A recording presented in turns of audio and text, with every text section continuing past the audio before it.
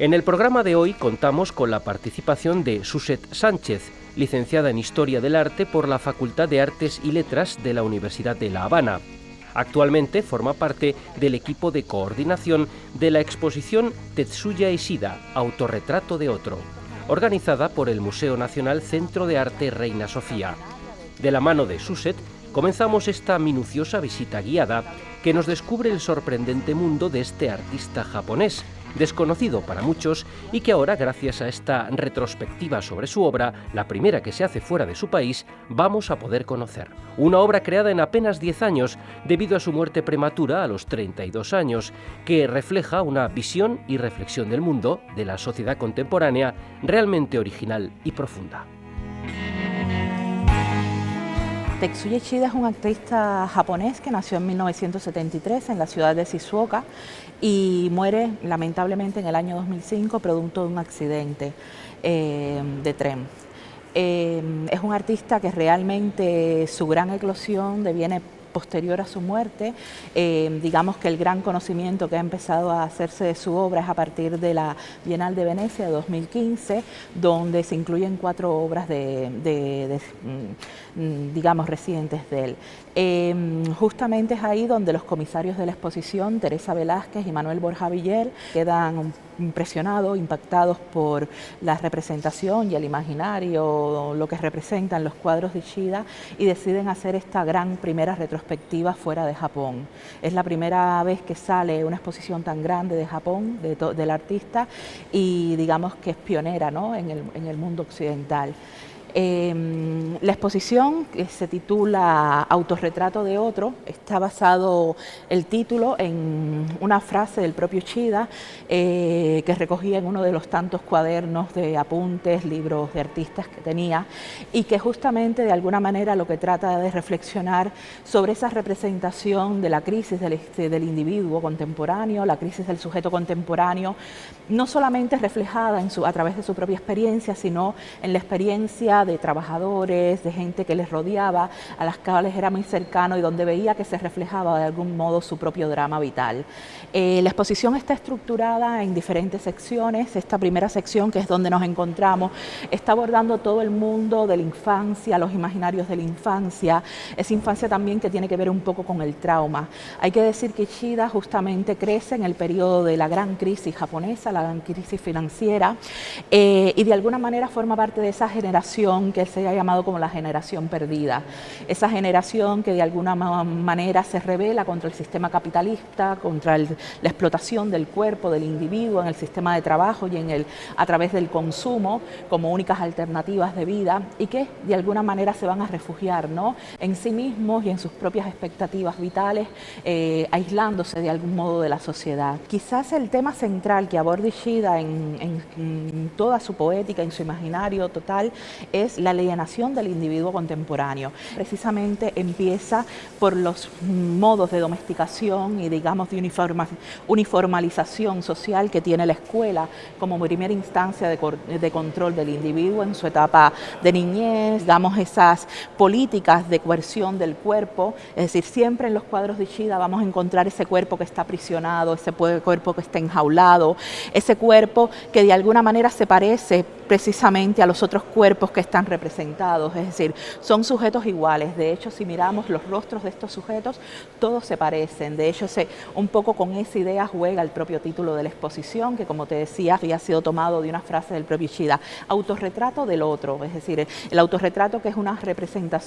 autorrepresentación de sí mismo, pero que también es el reflejo de otros tantos rostros que viven ese sistema de alienación del capitalismo, pero sobre todo también de la sociedad contemporánea en general. Y precisamente es la escuela, es ese momento de disciplinar al individuo, es ese momento donde empiezas a tener conciencia de cuáles son los primeros roles que se te van a asignar, por donde comienza la crítica de Tetsuya Ishida. Uno de los grandes problemas que tiene no solamente la sociedad japonesa, pero muy particularmente la sociedad japonesa, es el hecho de que la educación se concibe para, de alguna manera, especializar al individuo en determinados sectores. Es decir, Desde que empiezas tu educación, tu formación, estás predestinado a cumplir determinados roles dentro de ese gran mecanismo que es el capitalismo, que es producir bienes de consumo para que otros puedan y tú mismo puedas de alguna manera hacer tu vida encorsetada, ¿no?, dentro de los cánones sociales. Y precisamente sobre este tema de la homogeneización y sobre la especialización del individuo, luego cuando aborda el tema del trabajo vamos a ver muy bien representado este problema en ese arquetipo del salarimán, ¿no?, este tipo de oficinista que va con su traje perfectamente acomodado, su corbata, que no distingues entre un sujeto y otro y que justamente a las horas de entrar o de salir del trabajo ves esas hordas de masas de salarimán en Japón tomando el metro con sus maletines. Es decir, es un arquetipo social muy bien identificable y que Kishida precisamente apela a la individualidad como un recurso para salir de la crisis, critica una y otra vez en cada una de sus obras.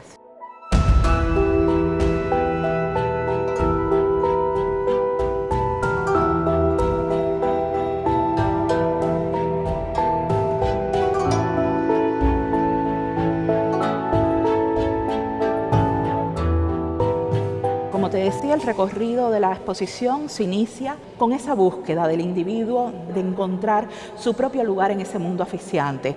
Esa etapa, por supuesto, tiene que ver con la adolescencia, donde todavía no tienes las responsabilidades, pero ya se te exige cumplir determinados roles o determinados arquetipos dentro de la sociedad que se te han asignado, se han predeterminado como que tú debes cumplirlo, pero también tiene que ver mucho con el extrañamiento que en los sujetos provoca esta situación, esa transformación. Quizás por eso Kishida juega mucho con esta idea de los imaginarios kafkianos, donde el cuerpo se convierte también en un insecto. Hay en su obra repetidamente muchas representaciones de insectos que están como contenidos en un sentido larval, como ese individuo que todavía no ha eclosionado, que está en un periodo, digamos, de potencialidad, pero que todavía no ha encontrado cuál es su destino, cómo va a ser. Pero al mismo tiempo son imágenes aberrantes, imágenes que de alguna manera nos conmueven, nos recuerdan mucho este relato maravilloso de Kafka y efectivamente en gran medida se basa en él la obra de Kishida. Son individuos que siempre están atrapados, que están casi metamorfoseados, ¿no?, con estos híbridos que de alguna manera están haciéndonos también reflexionar sobre ese estado, digamos, de latencia, de ese estado de crisis en la que se encuentra el individuo atrapado, donde no encuentra su lugar en el mundo. Es decir, se siente tan pequeñito como un insecto que no encuentra cuál es la salida en este mundo tan grande que les rodea. Siempre son individuos que están de alguna manera maniatados, hay otros sujetos que los están aprisionando, siempre están en posturas donde estos ángulos contrapicados hacen ver de alguna manera ese sufrimiento, ¿no? Es el individuo que está doblegado, el individuo que está de alguna manera maniatado, que lo están aprisionando, es un individuo que está clamando por buscar un resquicio de libertad en medio de todo este control al que lo somete la sociedad contemporánea. El eje que significa la mirada, es una mirada, no hay pupila, los ojos están perdidos, no hay una identificación, ¿no?, sino que lo que transmiten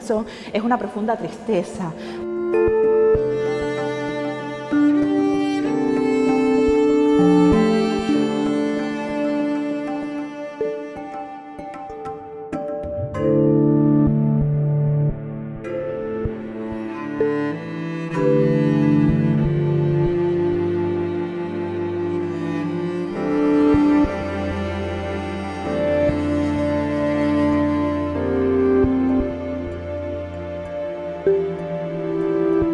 La obra de Kishida, el número de obra que produjo en tan poco tiempo, es decir, tengamos en cuenta que él se gradúa de la Facultad de Bellas Artes en el año 1994 y fallece en el año 2005. En apenas 10 años produjo una cantidad de obra impresionante, que no es solamente una cuestión de número, es también la calidad de esta obra, la calidad pictórica. Era un artista que trabajaba perfectamente los detalles, los fondos de los cuadros están muy rebuscados, tenía una gran capacidad colorista de encontrar en estos temas tan escabrosos que representaba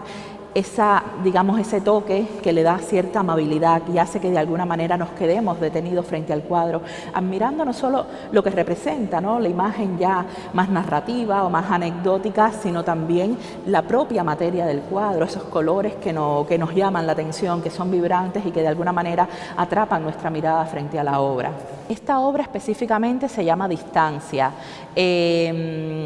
Evidentemente, todo el recorrido que hace Ishida en su obra es un recorrido que va hacia el aislamiento que el individuo sufre progresivamente en la sociedad. Digamos, desde ese momento en que estás arropado en la infancia por la familia, hasta el momento en que descubres que realmente eres un individuo solitario, un individuo que está aislado, que siente que no encaja, ¿no? Quizás por eso ese atraparlo dentro de una cabina telefónica, quizás también ese imaginario de cómo establecer las comunicaciones, son comunicaciones que llegan, que no, que se interrumpen. Es decir, realmente existe comunicación entre nosotros como seres sociales, realmente nos comunicamos en sociedad.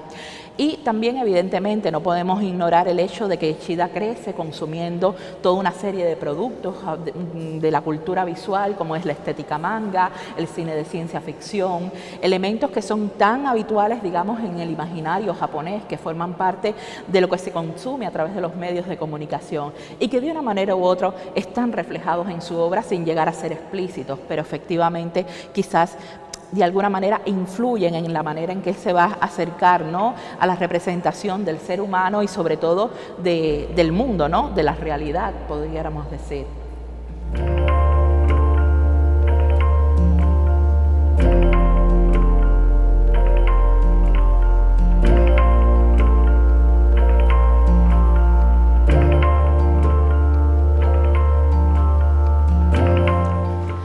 Nos adentramos en una zona de la exposición que está reflexionando sobre todo